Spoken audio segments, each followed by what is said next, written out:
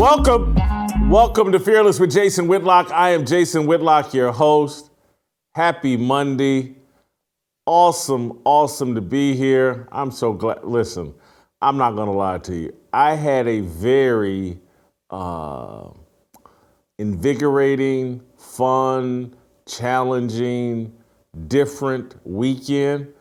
I wish that I could tell you that I'm sitting here completely refreshed, but I'm still in recovery mode from a weekend that was, again, it was invigorating, it was challenging, it was mind-blowing, and so I'm still in recuperating mode, and so, not that that's going to impact the quality of today's show, but I just got to tell you where I'm at mentally. I'm recharging, and so don't have a super prepared fire starter for you because my mind was completely and totally removed from the news cycle. I had no Wi-Fi, no nothing. I didn't take a phone call all weekend for like 3 or 4 days. I didn't know text messages. I wasn't on Twitter. I wasn't on anything. I was totally detached from the real world.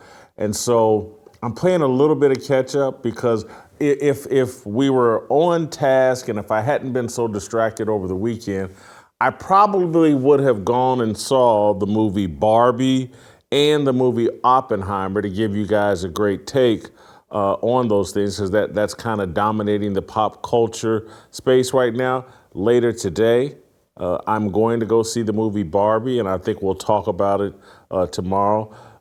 No, I'm not trying to come out of the closet. I'm going to see the movie just so we can talk about it tomorrow. But today, we're going to have Shemeka, Michelle, and Steve Kim on, and we're going to talk about one of the major stories over the weekend. One thing that as soon as I touched down back here in Nashville and I hopped back into the real world, or the matrix, the social media matrix, one of the first things I saw was Jamie Foxx's video that he released, and we've talked about it here on this show. I've been disappointed or been anticipating Jamie Foxx putting out some type of video updating us on his health status. There's clearly been a lot of rumors and speculation about what's transpired with Jamie, rumors that he was paralyzed, rumors he had a stroke, rumors that he was blind.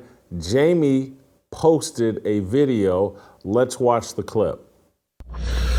First of all, I want to say thank you to everybody that's prayed, man, and sent me messages. I cannot even begin to tell you how far it took me and how it brought me back. I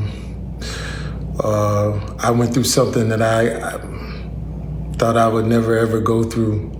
And I know a lot of people were waiting, or wanting to hear updates, but to be honest with you, I just didn't want you to see me like that, man. I want you to see me laughing, having a good time, partying, cracking a joke, doing a movie, television show. I didn't want you to see me with tubes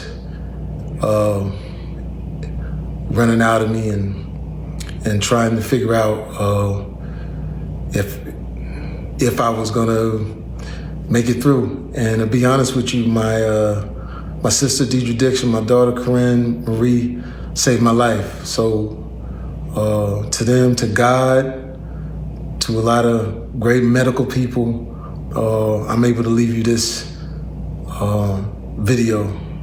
I cannot tell you how great it feels to have your family kick in such a way. And y'all know they kept it airtight. They didn't let nothing out. They protected me. And that's what I hope that everyone could have in moments like these. Now, by being quiet, sometimes things, get out of hand. People saying what I got. Some people said I was blind, but as you can see, the eyes are working. The eyes are working just fine. They said I was paralyzed. I'm not paralyzed, but I did go through. I went to hell and back, and my road to recovery had some potholes as well. But I'm coming back. And I'm able to work, so I want to thank the people that let me work. And I just want to say that I love everybody, and I love all of the love that I got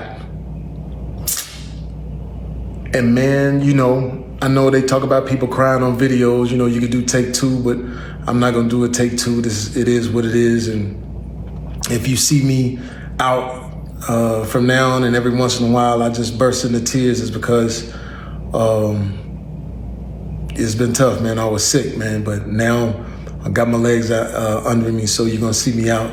But like I said, I just want you to remember me for the jokes that I crack, the movies that I make. Some of them good, some of them ain't. I think I got a good one out. And the songs that I sing, man. And then, some people were talking about I'm clone. Well, check this out. Just kidding you. Not clone, man, but I'm here on earth because of some great people. I'm here on earth because of God, man. So I love all y'all. I just wanted to jump on here and let you know that I'm on my way back in love. So that satisfies all of my needs as it relates to Jamie Foxx. For others, it has not. There have been rumors like, oh, he doesn't look like Jamie Foxx. They did something to him. He's been cloned. It's not really him, blah, blah, blah. Why didn't he, address whether it was the vaccine or not? I'm not expecting Jamie Foxx to do that. Those weren't my expectations for him to jump into the vaccine debate. I know Dr. Peter McCullough and some other people have insinuated or suggested that what happened with Jamie Foxx is vaccine related, and people want Jamie Foxx to speak on that. Even if it is vaccine related, I don't have a position on whether or not I want Jamie Foxx to speak out on that. Jamie Foxx, I'm sure, has a medical team that's working with him, and perhaps his medical team is financed or invested in this whole vaccine thing, and there could be pushback. And Jamie Foxx doesn't want to be a polarizing figure in the vaccine debate. He wants to focus in on rehabilitation and getting life back as normal as he possibly can, as soon as he can. And he probably doesn't want to take on the burden of being in the middle of a very polarizing debate and discussion. I don't blame him for that. Those aren't my expectations. When I look at, let's put the pictures back up again of the two different Jamie Foxxes, or the two before and after Jamie Foxx. That looks completely normal to me. That's kind of what I expected. If his health conditions were as bad as were rumored or as bad as he's led us on, I expected him to lose a lot of weight and for his face to take on a bit of a different shape. That looks, Jamie Foxx basically said he's been to hell and back. That looks like what you should look like after you've been to hell and back physically and from a health crisis standpoint. The only thing that I thought was interesting, what he said in his video, is he said something about, you're going to start seeing me out, or you're going to see me out. And I basically said, I just wanted to prepare you. That's why I'm putting out this video. If I burst into tears, or if you see me and you think, hey man, Jamie Foxx looks different, he's letting you know, hey, I look different, blah, blah, blah, which raises suspicions about the previous sightings of Jamie Foxx. Because what he could have said was, I know that you have seen me out, and there's been video of me out, and you're going to start seeing more of me, and I want you to be prepared. But he could have said that, but he made it sound like if you see me here in the future, be prepared because you haven't seen me previously. He could have cleared that up or addressed that, but I don't blame him. To me, it sounded like he was speaking off the cuff. I completely buy it. The other thing, and we'll bring Shemeka Michelle in, I'll wrap up my part or allow her into the conversation. The other potential issue beyond whether or not he took the vaccine, the only other thing that raised an eyebrow to me is the timing. He's got this movie out They Cloned Tyrone. It's on Netflix. I think it started streaming on Netflix on the 21st. And Jamie comes out Friday or Saturday or whatever with the release of this video at the same time his movie's being streamed on Netflix.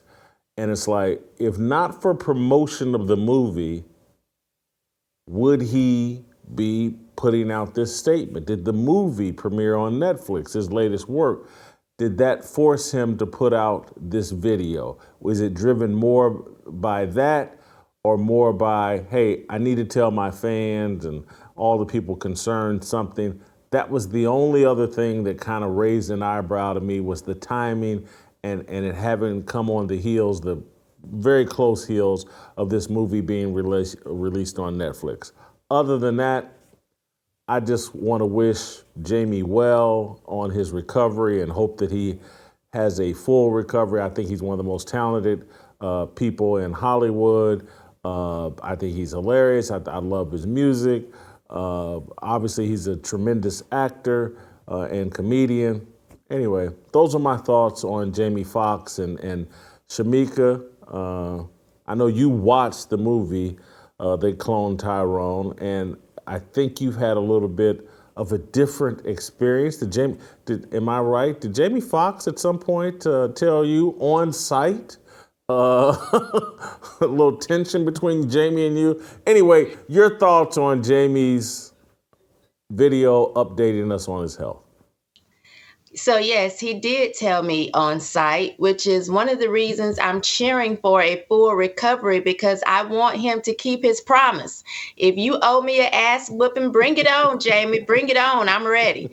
Look, I saw the movie and it was okay, Jason. It wasn't something that I think I would have just watched on my own or something that I would even watch again. There were certain parts of it that I did like, the aspect of them talking about the government experimenting on the Black community. We know that they have done that for decades, and I don't think it stopped, seriously. And honestly, I would go as far as to say, I think the COVID vaccine is part of that. So who knows, maybe Jamie had some type of underlying reason for coming out with this video, because when he says that he went to hell and back, I would say he went to hell and he's not quite back yet. From the looks of it, maybe down the street, around the corner, not quite back all the way. And I do think that it's him. I don't think it's a clone, but I understand why people, are saying that, because as my daughter said, his head went from a tomato to a cucumber. And I did expect him to lose weight, but it just seems as if the facial structure is a lot slimmer, around the chin area as it used to be. And I do think probably the person that normally sprays on his hairline, maybe, didn't do this one. And he looks like he has some new teeth. I don't remember when he got these new teeth. However, the freckles all line up, because I've always thought, well, maybe not during the Jamie Foxx show, but once he came out with Unpredictable, just a gorgeous man. And so I feel like the freckles line up. I think it's him. I'm hoping that he makes a full recovery, but I do think he was probably forced maybe to put this video out before he was actually ready to have to be seen. So let me say this as a man. I think I'm around the same age as Jamie Foxx, 55, 56 years old. And he's out in Hollywood, where I'm sure where it's commonplace for men to get Botox and to do things for their face to keep themselves looking young.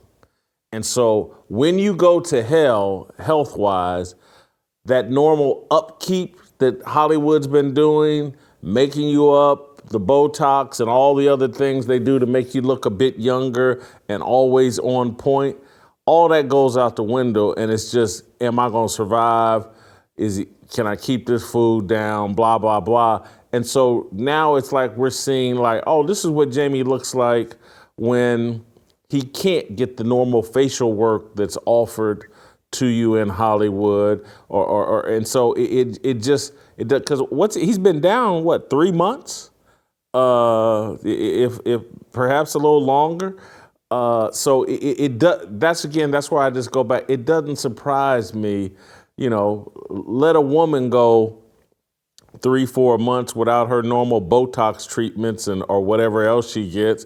She might look completely different after. I bet you he's dropped 40 pounds.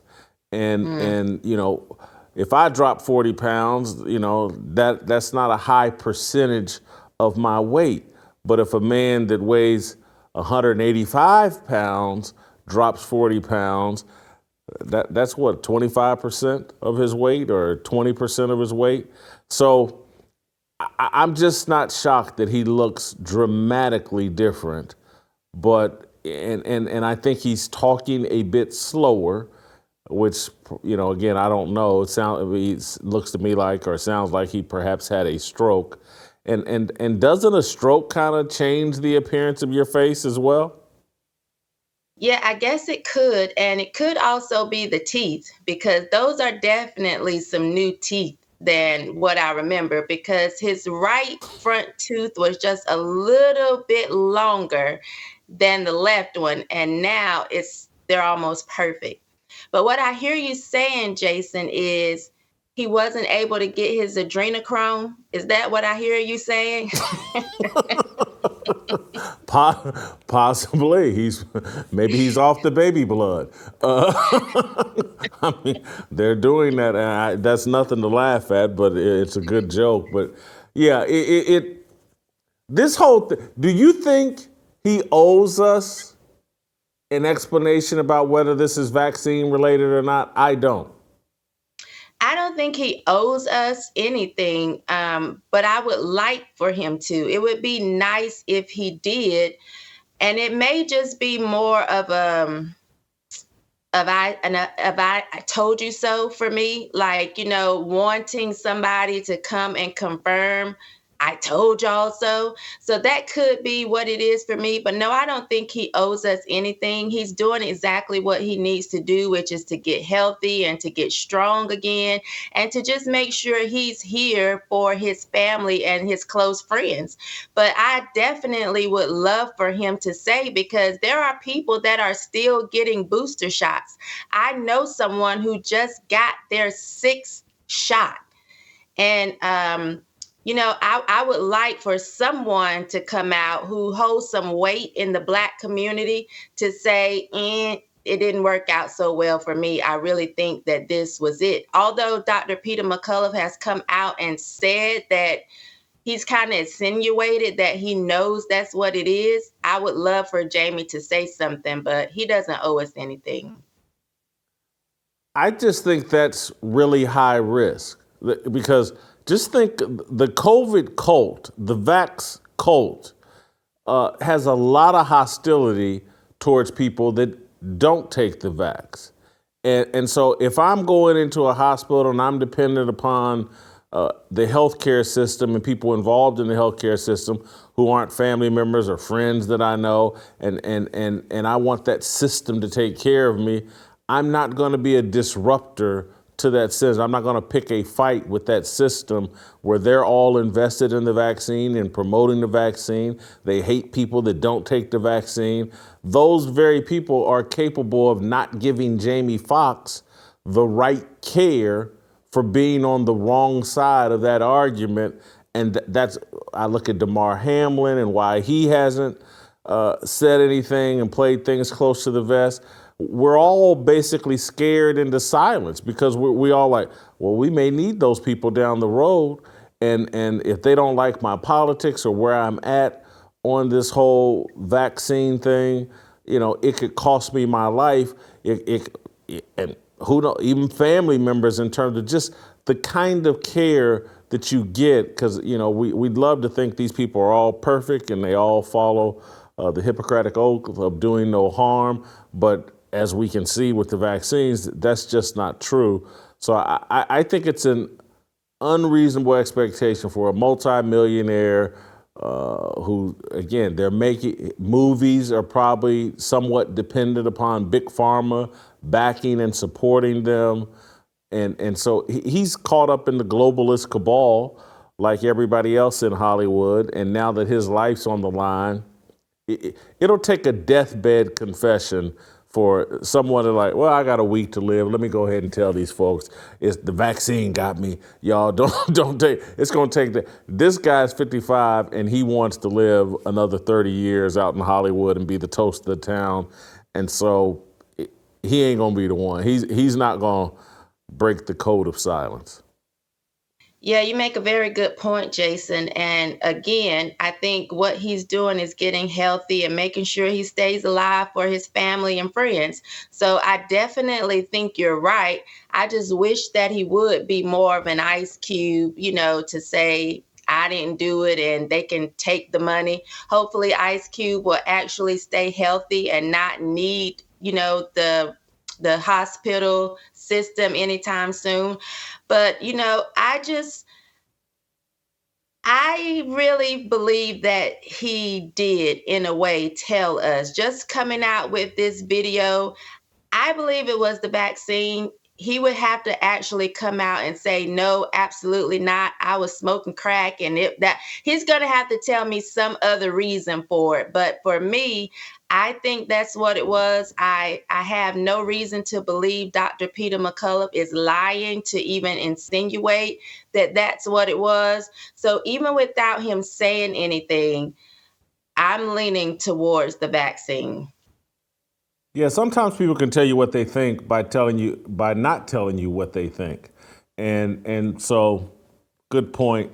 I got one other topic I want to, I'm sorry, say that again? Yeah, because he didn't address it. Like when he said, people are saying I'm blind, my eyes work fine. They're saying I'm paralyzed. I'm not paralyzed. And they're saying that I'm cloned. I'm not cloned. But he never said, they're saying that I got this from the vaccine, but that's not it. He didn't even address it. So for me, he did address it without addressing it. Another topic I want to address with you, but before I do, I want to tell you and the audience about a great way to enhance your finances and your retirement finances.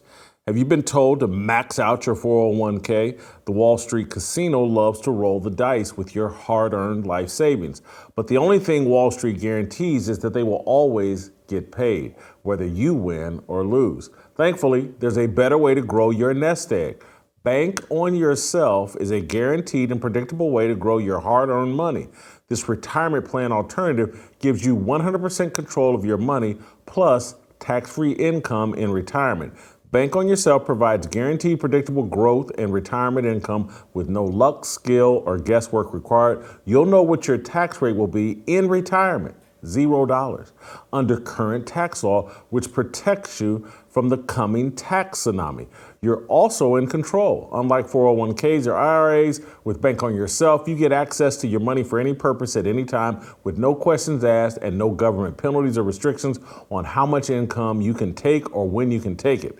Now get a free report with all the details on how Bank on Yourself strategies adds guarantees, predictability, tax savings, and control to your financial plan. Just go to bankonyourself.com/fearless. That's bankonyourself.com/fearless.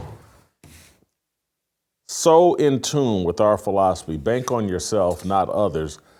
Great strategy for you in retirement. All right, Shemeka, I want to roll back and talk about, am I saying this name right? Sukihana? Yes. And I want to talk about this woman because I think it relates to a bigger, broader issue about Black culture. And I think it connects to the whole Jason Aldean controversy that went on last week that we talked about. That controversy is still ongoing. A lot of big name country stars are coming out in support of him. A lot are coming out criticizing him. People are calling Jason Aldean a racist. People are calling him a realist. People are calling him a hero, all sorts of different things. But for as a Black person, when I think about what I'm going to get upset about, Jason Aldean singing a song, Try That in a Small Town, Jason Aldean singing a song saying, hey man, if you bring that chaos and mayhem to my neighborhood, we're gonna do something about it. Even if he's anti-Black Lives Matter, if Jason Aldean, who the overwhelming majority of Black people will never have any contact with, won't be going to his neighborhood, he's no threat to them. What his songs don't reflect on our image or reputation, no impact on us. Mm-hmm. Am I going to be upset about that, which I've already told you I'm not upset about at all? I told you that last week. It's masculine energy that we need more of, that like, hey, man, we ain't putting up with all this chaos and stupidity, blah, blah, blah. So I'm not upset with it. Or am I going to be upset that the rap music industry, led by men, and the internet, and this whole YouTube social media culture we have, where anybody without any talent can, hey, I'm a rapper, put out videos, build a following, and the next thing you know, they're an influencer, and they're making songs like, I think we got some highlights of Sukihana doing some music video, and then we'll show you her over in London acting a fool. But let's play a clip of one of her music videos. Pop that cat, throw that cat. If the bills let you better sell that cat. Pop that cat, throw that cat. If the bills let you better sell that cat. I ain't 5 foot, but my throw 6'6". I'm a ratchet bitch, suck a me. You mad cause your pussy ain't fat like this and your man my pussy. I can't do it. Turn it off. And I've said this previously. I can be mad at her all I want, but male rappers, we did this. We started this trend, and we shouldn't be shocked that female rappers have come in behind and are doing the same thing for money and fame and attention. But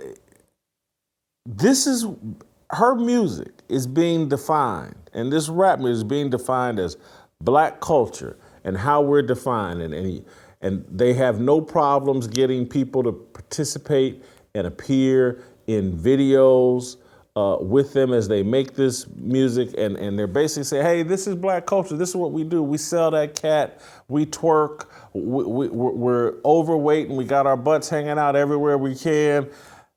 This allegedly is Black culture, and there will be no protest, people won't go on CNN or MSNBC and call out Sukihana, but they got a lot to say about Jason Aldean.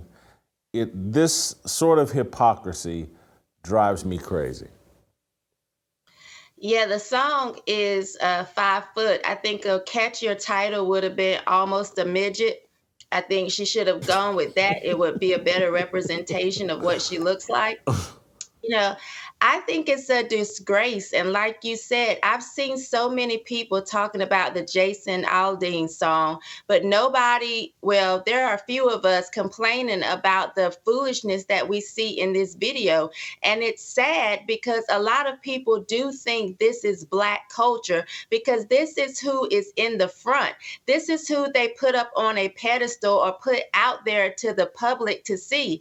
And when you look at Black women across the world, even in Africa, you can see them kind of imitating these images that they get as to what a Black woman is. And so it bothers me that you almost have people like Michelle Obama, for lack of a better example. And then you have the Sukihanas of the world. But the people that are always propped up are the Sukihanas of the world. And people want to imitate that. And young girls want to be that.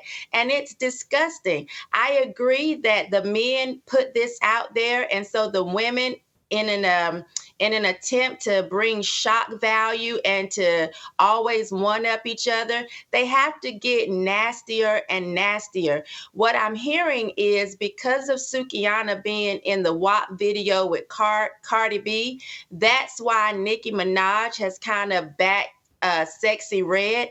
And so now this is this grasping at straws attempt from Sukihana to actually go a little bit further than Sexy Red to get attention. And this is such negative attention. But when you even look at little kids, when they don't have the upbringing that they should have, that could actually bring them under subjection, they don't care what type of attention they get. They'll be in school acting out because they want some type of attention. And so this is what I think a lot of Black women are doing. They want some type of attention and don't understand that this negative attention is not it. But they're getting the likes and the retweets and the people saying, yes, queen, and yes, shake that ass. And what else do you have to offer besides your vagina? That's why so many men are turning away and don't want the Black woman, because can you cook?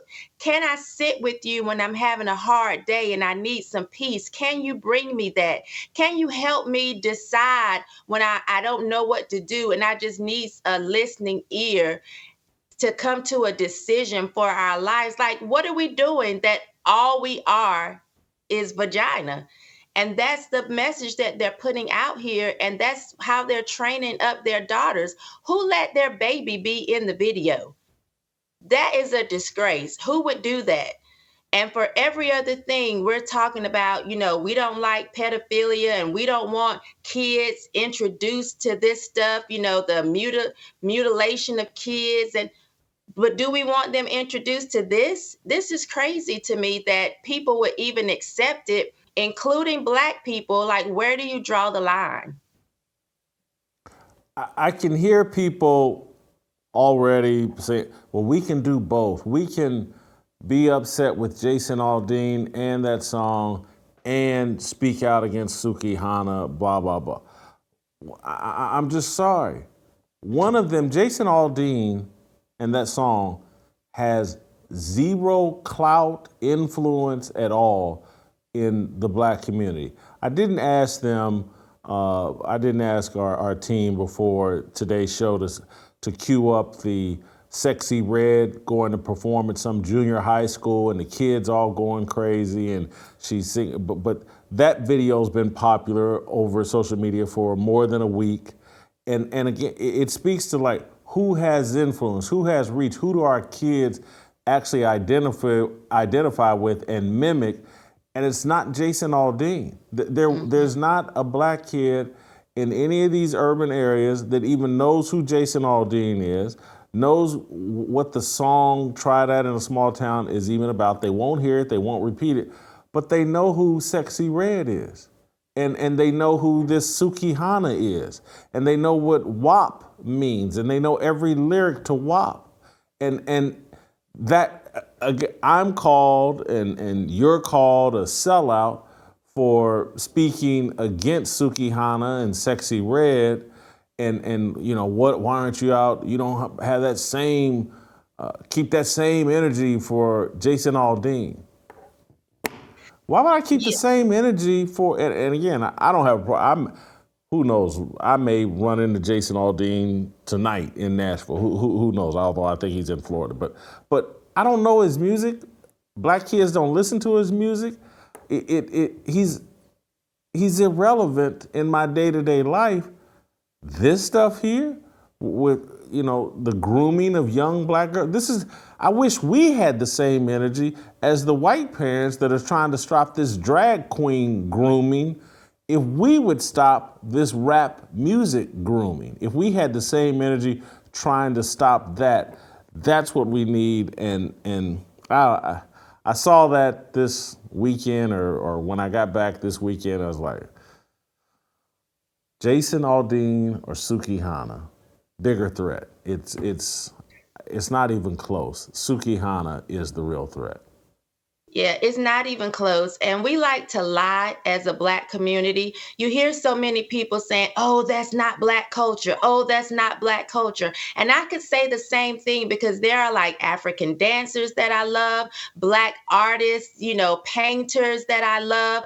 And when I think of Black culture, I think of so much more than hip hop. But we are lying if we act like these women aren't being great influencers to the younger generation. So we like to get upset when we hear people say, oh, Black culture or the culture, but this is the representation of the culture right now. And unless we stop lying and put our foot down and say, hey, we don't want to be represented like this, it's going to get worse. We don't shame them the way that we should. I've heard so many people taking up for Sexy Red being at the school saying, oh, but this is what the kids are listening to, and this is how we keep them engaged. Well, it's not working, because if we are reading 70% below grade level, they're not engaged. It's not working. And so we're doing the wrong things in order to keep our kids engaged. And why do we act like our children are untamed gorillas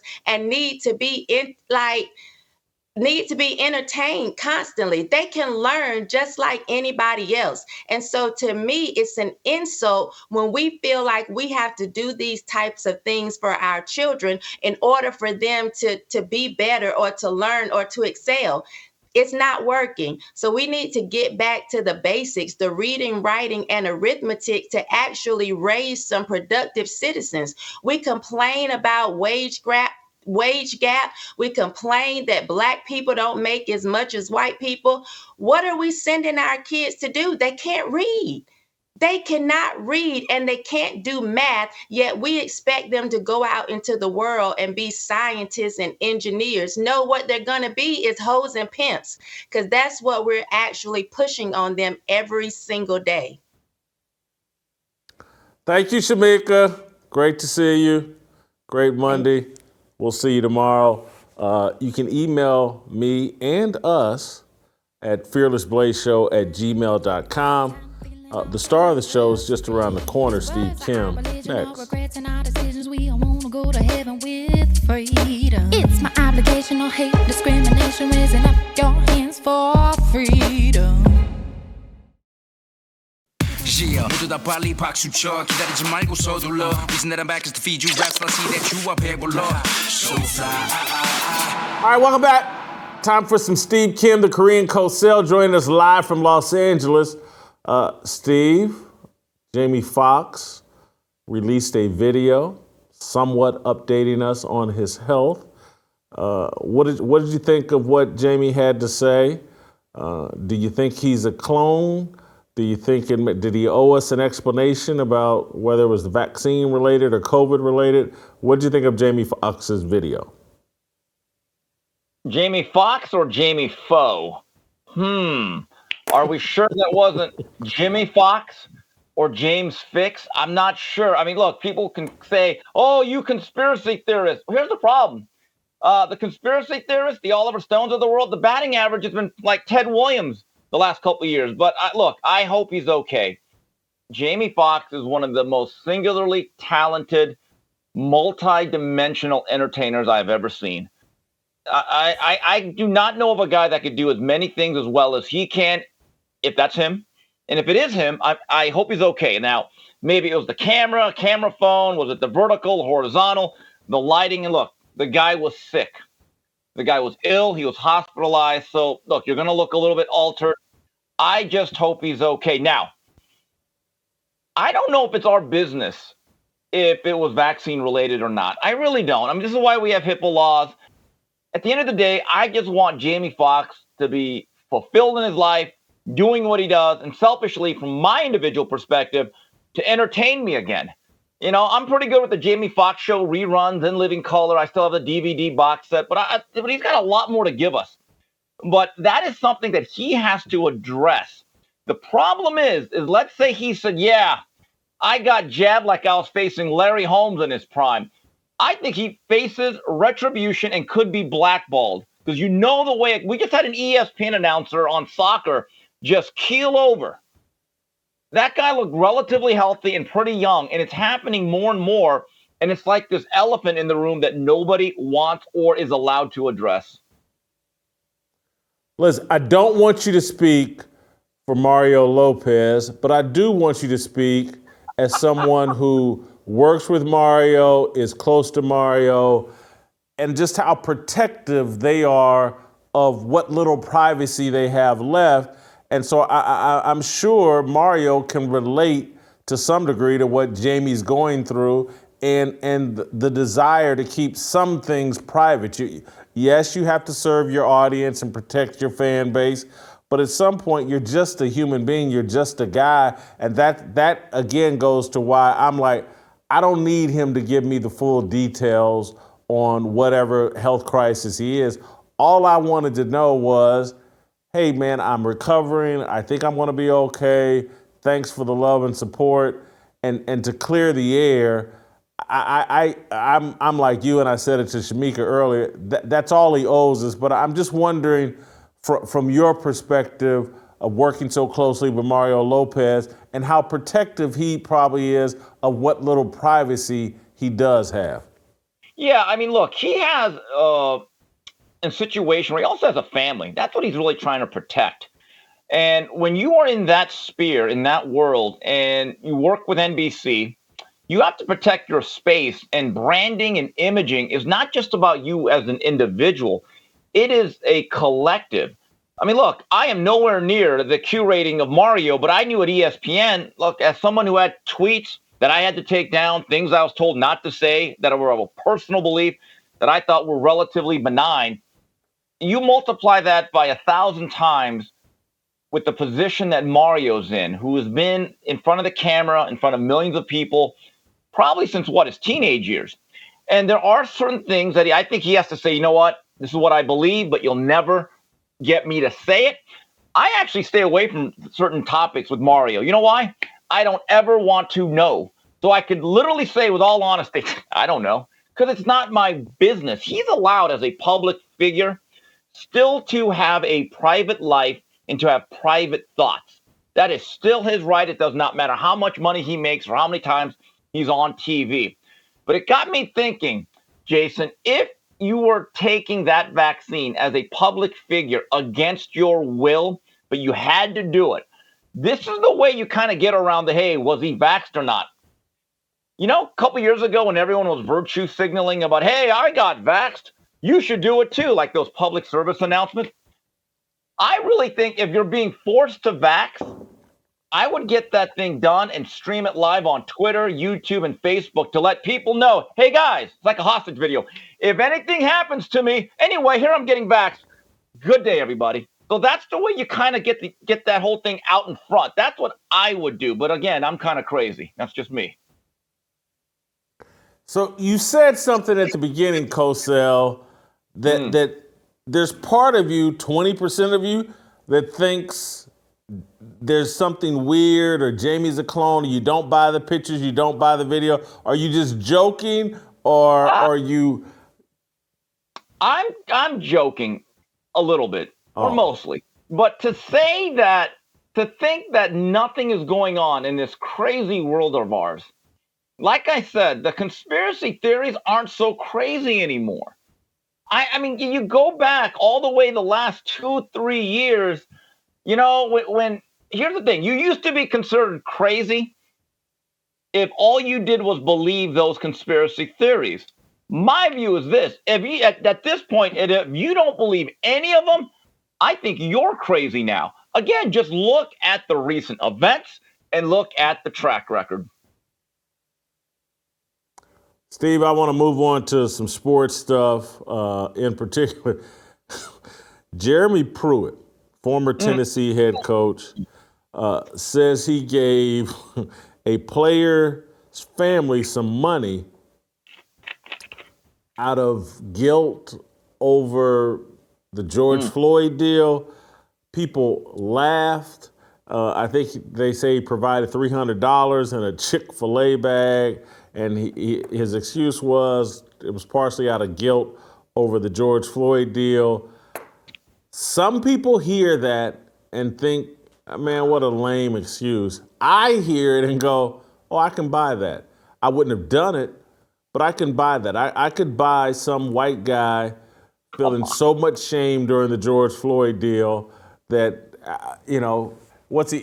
I've seen people on camera drop to their knees and put up a fist power sign or whatever it is, or bow to Colin Kaepernick. I've seen people do all kinds of weird crap trying to virtue signal during the George Floyd deal. Giving $300 to somebody doesn't sound like the craziest act of white guilt that's gone on over the last 5 to 10 years. All right. First of all, Johnny Majors has to be rolling over in his grave. I mean, what in the name of General Nealon is going on in Knoxville? I'm going to go a certain way. Let me just cook here, okay? And Meryl Kim wants to get going. First of all, it's like what you once said a couple years ago. Black recruits matter, okay? And if they can run a 4.3 or bend off the edge and get to the quarterback a lot, they really matter. So let's just be honest. Mr. Pruitt was just paying for the going rate. Now, if it was in a Chick-fil-A bag, there's two things. Maybe that's the original NIL deal. And the other thing is, as long as that Chick-fil-A bag was not given on a Sunday, it's okay. It's okay. Then they're observing the rules of Chick-fil-A. But this is the biggest issue I have with Jeremy Pruitt, and why if the University of Kim would never hire this guy. Because if he was interviewing with me, I'd be like, hey, Jeremy, let me ask you something. You did all of this, right? All of this. You couldn't win. Josh Heupel's gotten right in there, and he's revved up our program. Go Vols. I look at Jeremy Pruitt and say, Jeremy, if you can't do better by doing this, you should actually just get a new job. The embarrassment is not that he did all of that. Because let's just face it, it's the SEC. They take football serious. God bless them. They have their priorities in order. But the fact that the Volunteers were that bad with all of this, that's the indictment, Jason. Really, that's the indictment that you couldn't. I'm going to throw Steve, hold for 1 second. I'm going to throw a curveball because I should have thought of it this morning. But there's a take on all this I really want to hear from. And so, David Reed, if you can come out here, we can mic David Reed up. We don't need to change cameras around at all. But, we got one of our top producer, David Reed, is a huge Tennessee Vol homer. I'm sure he's going to have a take on this that I would love to hear, and I should have thought of it this morning so we wouldn't have to wait. But, Steve, if you can help me kill another 60 seconds here while we wait on David Reed, continue with your take. But I'm willing to go here. But I don't get this with Josh Heupel. I mean, look, I'm not naive to think all of a sudden everything's above board. But maybe it is now. They paid a lot for this freshman quarterback, millions of dollars. But Jeremy Pruitt, I was reading, his wife was even involved. Now, I will give her credit. Now, that's a good football wife. When you are part of the recruiting efforts to that degree, Jeremy, you picked a winner. You picked a winner. But, Jeremy, I'm sorry. You're just meant to be a coordinator. I'm just telling you, your days as a head coach, over. Would never hire that guy. But, okay, address my contention, though, that at least part of his motivation was George Floyd guilt. I buy it. I honestly, I buy part of it. I'm not saying it's the full deal, but part of his motivation is like, man, I bet you these guys would love a little Chick-fil-A with $300, make them feel better about George Floyd. All right, Jason, it's obviously when your teeth fell out as a kid, you must have put your molars underneath your pillow and had a 5-spot the next morning. Really, you're buying that? Yes. What Jeremy Pruitt was the going rate for a player of his caliber. If this was a 4-star player, he gets $300. Now, if he was a 5-star player, probably would have got $500 to $600. It's the going rate. I mean, do you really think that there was a George Floyd inflation in terms of the recruiting budget at UT? Oh my, Jay. Well, Jay, no. Well, David Reed's got money tied up in the Tennessee athletic program, so he's a better expert than you and I would. You buying any of the George Floyd guilt? Yes, because this is a guy who he's from the state of Alabama, so some of the stereotypes about people in the state of Alabama are true, and that's been the case with Jeremy. My first introduction to Jeremy Pruitt was back on MTV, back on the reality show Two-A-Days that followed the high school program down in Alabama, and I remember him out at a meal with someone, and he didn't know what asparagus was. He was seeing asparagus for the first time at like 30 years old and asked what it was. So as soon as this hire was made, I thought, this is not the dude for the job in Knoxville. This is not going to end the decade of just atrocious football that was going on. So You really weren't on board from day one? No, I was not. I could tell. Didn't he have a Nick Saban pedigree? Or Yes, and here it's funny you bring that up because I had my only interaction ever with Jeremy Pruitt was before the Florida game a couple years back, and we were going down on the field and we got in the elevator with Jeremy Pruitt, and the guy who was taking us there saw Jeremy coming down and knew we were going to be elevated with him. He's like, "Hey, don't say anything to Coach Pruitt. He doesn't like to be talked to." So he has a Saban complex with none of the pedigree, none of the pelts on the wall that Nick Saban has. So that was another that made me feel really good that I was my judgment on him, my snap judgment on him was the right one. But no, it does not surprise me whatsoever.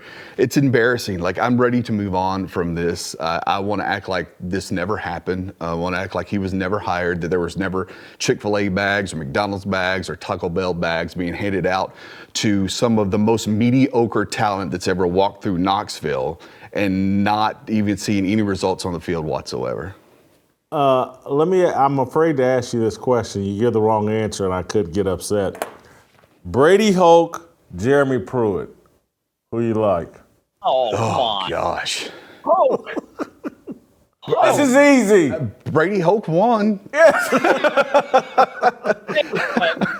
I wasn't opposed to that at the time. Brady Kim? Hoke won at San Diego State consistently. He's made them a solid program. Michigan, it didn't work out, but he actually had a good year. Here's the thing with Jeremy Pruitt. Him not liking or knowing what asparagus is, as far as I'm concerned, that's a plus. If you want to coach in the SEC, if you don't know what asparagus is, you know what? You might be our type of guy. By the way, Two-A-Days, wasn't that about Hoover High with Rush Probst or something? That was an interesting show. But Jeremy Pruitt, look, you take away Kirby is smart. The Saban tree has been really not that good. And I agree with you that there is a Saban complex. And outside of that guy at Georgia who kind of has things going pretty well, most of these guys have fallen very, very flat. But I have to tell you, $300, that's like three-star money. You got to get to at least $5,000, $6,000 before you're talking about all SEC type of material, guys. These things cost money. Jeez. Terrible. Jason, you believe in this. So I wanted an expert take. That's why we brought David in. David's kind of been your boat. He's not buying it either. Jeremy Pruitt's just stupid, I guess, would explain. I mean, look at that one photo of him wearing the facial covering all the way around his face and head. Yeah. That is the lasting image that I'm going to have of Jeremy Pruitt. Just an absolute moron. Thank you, David. Steve, I got one more topic for you. FAMU. FAMU, and somewhat adjacent to Miami. Maybe your passion for Miami. Sometimes you show a little love towards FAMU. No, it's that school up north. No, you don't. No. But nice band though. Great marching band. Yeah. They taped an explicit rap music song and video inside the FAMU locker room. Their coach, I think the Real Boston Richey, filmed this music video, and it's pretty explicit, and it's inside their locker room, and all football activities have been suspended at FAMU. They were wearing FAMU, gear and apparel, and the coach is saying, hey, this doesn't put FAMU in the right light. I'm literally shocked that the coach has taken this strong of action. I completely agree with the coach, but we're in an era where coaches now pander and kiss butt of the kids so much that I'm shocked that Willie Simmons, the head coach at FAMU, and I'll read his statement here, has taken this strong of action. Earlier today, it was brought to my attention that a rap video was shot by a prominent rapper in the football locker room of Gallimore Power Fieldhouse without proper authorization. The video contained graphic language that is not consistent with Florida A&M's core values, principles, and beliefs, and an internal investigation is underway to determine who authorized the use of not only the athletic facility at Gallimore Powell, but also licensed apparel that potentially violates university branding and licensing agreements. Although I'm a proud proponent of free speech and support all forms of musical expression, this football team, as ambassadors of Florida A&M University, has a responsibility to protect the university's image. As a result of this unfortunate situation as head football coach, I'm effectively suspending all football-related activities until further notice. It is a privilege to wear the orange and green, and as a football program, our young men have failed to live up to the standards set before us. They will all learn from this mishap, and we will continue to work hard every day to become the best version of ourselves and continue to make Rattler Nation proud. Steve, I'm impressed with Willie Simmons here taking strong action. In immortal words of Logan Roy, Willie Simmons, you are a serious person and a leader of men. And I love the fact he understood that the social media blowback was going to be harsh. And Jay, it was so predictable. Remember, what about Favre? Everyone's saying, what about Oregon? Okay, they may have actually had permission. Now, here's the question that I have with Coach Simmons.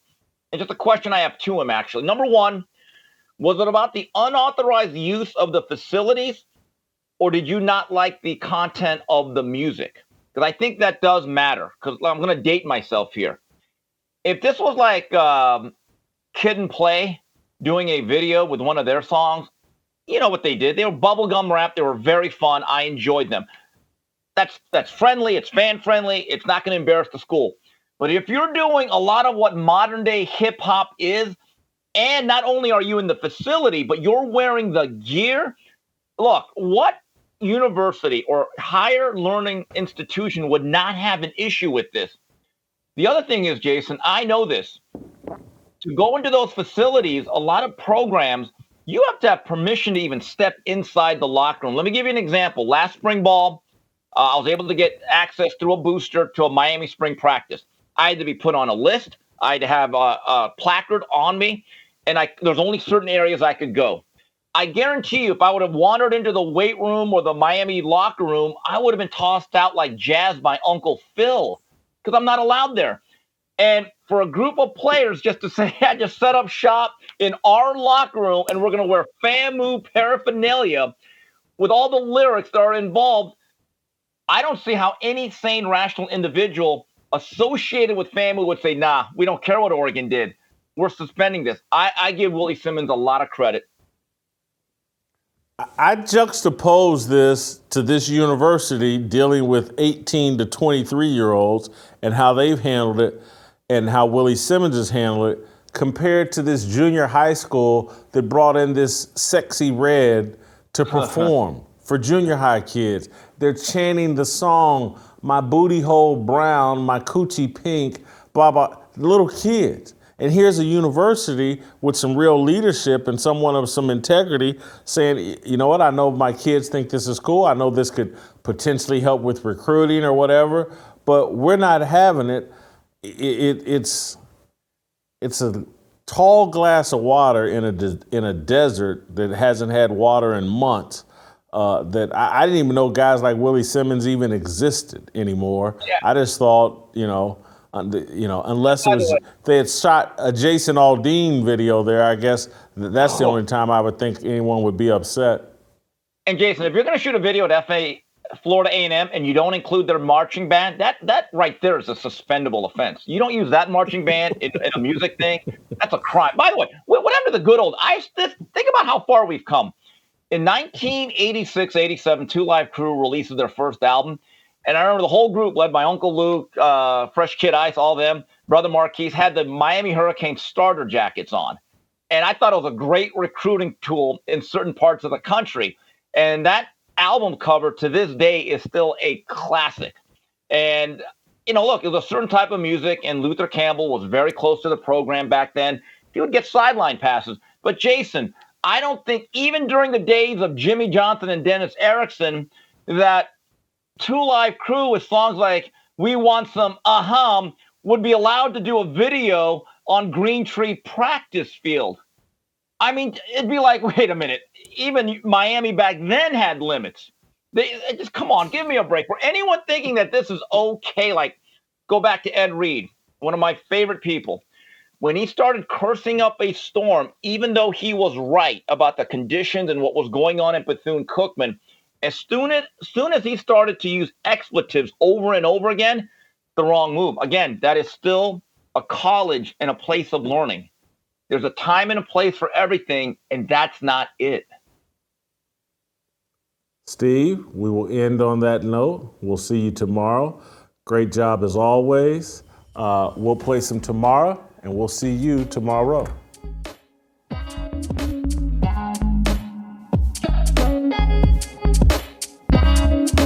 Waiting for the countdown, coming off the breakdown, standing in line for freedom. Looking for a breakout, feeling like a standoff, nothing in life like freedom. Came in like a fighter, striking like a ladder, making all these moves for freedom. I want freedom. No negotiation, my sister, no relation. We all just wanna have freedom. Sitting on the corner, never been alone. I'm breaking my back for freedom. Blessed, we are living, get back. We are receiving, all deceiving. We all wanna be free. We want freedom.